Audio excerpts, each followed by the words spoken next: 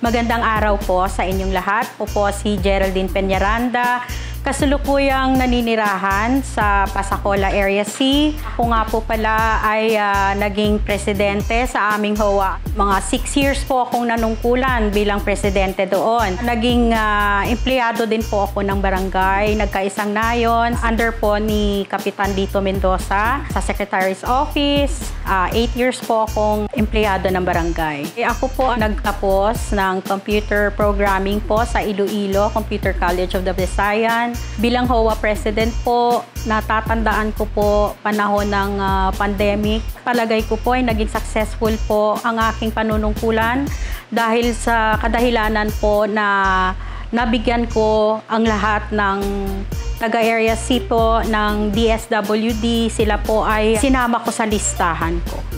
Ang nagawa ko po sa Area C ay gusto kong i-apply sa buong Nagkaisang Nayon sa pag-disseminate lang po ng tama, ang pagiging tapat at mahalaga po ay makausap sila.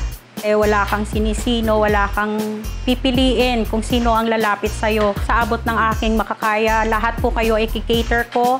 Lahat po ng magiging project ng Barangay Nagkaisang Nayon ay ibababa po yun sa tao. Kanyang serbisyong iaalay, kanyang pagtingin sa atin ay laging pantay-pantay. At isa sa kanyang plano kung siya ay mauupo ay magkaroon ng hanap buhay ang bawat pamilya. Ang gutom ay maiiwasan, madaling maaagapan, kaligtasan ng lahat ang kanyang nasa isipan. Geraldine Peñaranda, Geraldine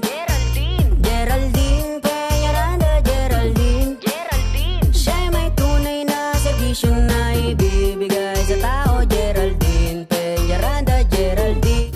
Ang gusto ko pong ibalik sa termino ng dating Kapitan Lito Mendoza, walang kinalaman ang kulay, kung ano man ang naging kulay mo sa nakaraang eleksyon, sila po ay welcome dapat sa Nagkaisang Nayon. Dapat pagkatapos ng halalan ay pantay-pantay lahat ng lumalapit sa barangay. Nag-decide po akong maging parte ng team determinadong maglingkod.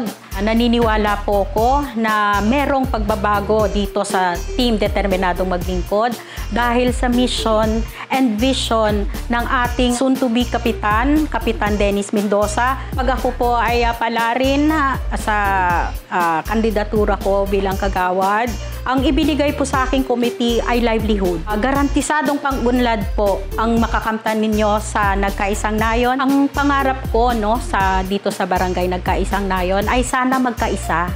Masaya po kami na maglilingkod sa barangay na magsiservisyo na may ngiti sa mga lapit. At isa sa kanyang plano kung siya ay mauupo ay magkaroon ng hanap buhay ang bawat pamilya. Ang gutom ay maiiwasan, madaling maaagapan, kaligtasan ng lahat ang kanyang nasa isipan. Geraldine Peñaranda, Geraldine Peñaranda, Geraldine.